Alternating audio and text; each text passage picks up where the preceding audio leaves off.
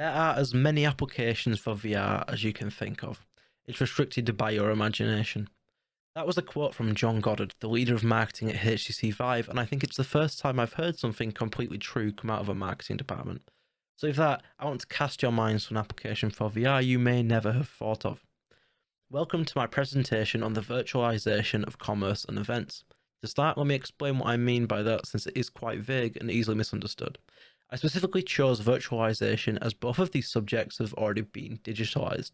For example, commerce for a long time now has been available digitally through the internet on platforms like eBay and Amazon, and events have been digitalized through things like YouTube live streamed concerts or comedy shows, some examples of which are the Youngblood Show, a live concert event, and James Acaster's live streamed comedy tour, Cold Lasagna Hate Myself 1999. But that is only the digitalization of these subjects, and I envision something much more impressive than that. I see a future where shopping will be done by entering a virtual reality intended for exactly that purpose, and a future where events like concerts will be held in massively multiplayer online virtual realities, where you can experience the same concert feeling that you would get in real life, but better because there are no physical limits anymore. So why not hold concerts in the sky, underwater, or in space, with crowds far beyond what normal stages and arenas can hold nowadays? That's the future. Or is it? A company called Vket, short for Virtual Market, has been undertaking the challenge of virtualizing events and commerce for coming up on 3 years, and every single time they hold an event, it's bigger than the last. But let's stop that there. I don't feel right exploring the future using Microsoft PowerPoint, so let's change this up to be a little bit more interesting. First things first, hello, this is me in VR, or more specifically VR Chat, the largest social application to ever grace VR, bringing in hundreds of thousands of players into one mass multiplayer online sandbox and roleplay game that allows its users to be whatever they want, whilst they do whatever they want, wherever they want, and whenever they want. Like have multiple avatars to use. Speaking of, this is me, and so is this, and well, this one's more for when I'm drunk. Anyway, back to explaining VR Chat. Effectively, it provides complete freedom and expression of self due to you being in control of everything possible in a situation, from the environment to if you can hear or see other people. This is the platform Vket is hosted on, and that's no coincidence, as they use all the advantages that VR Chat offers to create a fantastic event. So with that, let us get back to Vket. The first ever Vket began on the 26th of August and was made up largely of independent creators, avatars, and models that they wanted to sell. The event was intended for the Japanese community, as this is where Vket has its roots and also where the majority of visitors come from. However, the first Vket was very small and went under the radar for most of the population. So let's skip through to the third Vket. Taking place from the 21st till the 28th of September 2019, Vket 3 was touted as the largest social VR convention in the world, getting support from major companies like Panasonic and 7-Eleven. This support was likely due to the previous Vket, Vket 2, amassing an astonishing 125,000 visits, showing the potential that the event may have for promoting products and brands. This potential only carried on rising, as by December of 2020, Vket had managed to show companies its worth, getting in return backing from 74 large corporations and a group of over 1,100 independent creators, who together produced possibly the world's largest virtual convention, amassing over 1 million visits during the 23-day event period.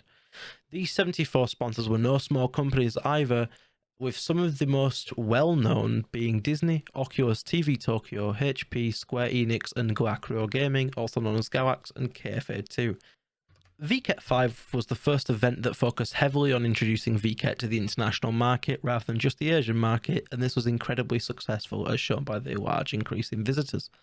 So if the stats out of the way, let's talk about what attracts people to the virtual market, and that would almost definitely have to be the worlds themselves. Each virtual market comes with a whole host of different styled worlds and amazing architectures filled with booths and shops stock full of 3D models, accessories, and real items. Vket 5 featured 8 different world concepts with 42 total variants and full world-based animations. Sadly, as the event is over now and I carelessly forgot to keep any footage of the worlds, the best I can show you is some photos of them.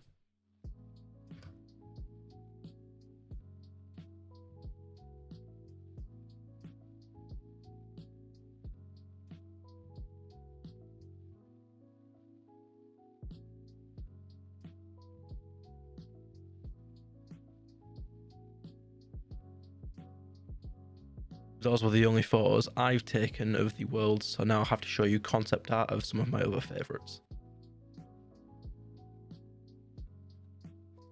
Trust me when I say that I know some of these concepts look absolutely crazy and impossible to pull off, but they get shockingly close, and it's truly amazing to see in VR. Okay, well, as much as I'd love to sit here and look at concept art and the worlds that the Vket team has created for markets and booths, I can't have half my presentation being images, so let's get back to it. Those were photos from some of my favourite worlds from all the Vkets so far.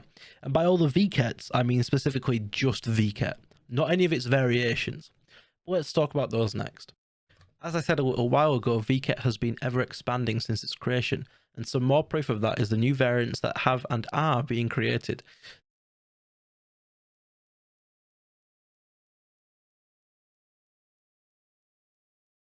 Plus one more that doesn't fit in, which I'll be telling you about at the end, but for now, whilst I speak about these variants, I'll show you the footage I captured of game Vket 0.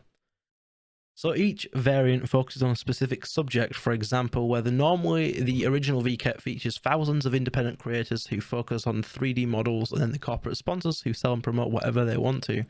The variants only sell things in line with their areas. For example, Game Vket 0, as being shown right now, is sponsored by game companies and also has hundreds of indie game booths, making the event entirely made up of game booths.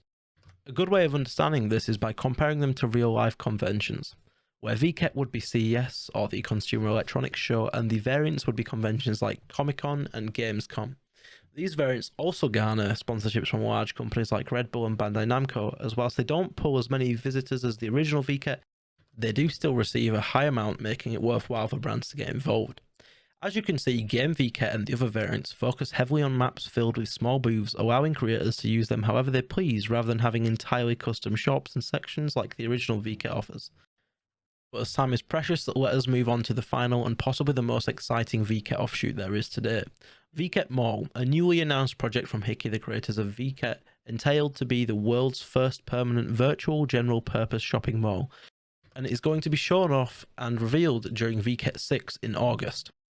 The mall will feature a 5-shop rotation system, rotating 5 shops at a time every 2 weeks through a list of completely unique and specialised shops acting almost like categories or genres of items.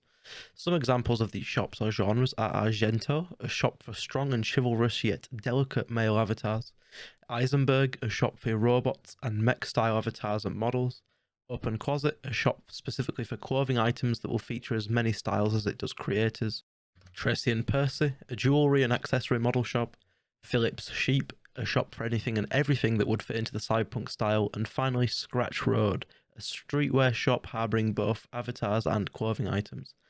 As you can tell from these examples, the range will be endless, and there should be something for everyone. All that together means that Vket Mall is by far the biggest leap towards the virtualization of commerce yet, and is what I envision Amazon or eBay will come to use in the future. Simply search for the product you need and have a shop made entirely of the results. When you put on the headset or peruse through shopping malls made up entirely from 3D scans of Amazon recommended products, each category forming a shop in a shopping centre with infinite floors. But that is what I predict will happen far into the future, so instead I'd keep my eyes out for Vket 6 and just what they will have managed to create this time, since it's sure to blow our minds. Well, I'll be seeing you in the virtual world on August the 14th, because I can't wait. Thanks for watching. This was actually intended for my university. This was just a presentation for it, but I just thought I'd made a video that was of decent quality, so I just banged on my YouTube channel. See you later, and thanks.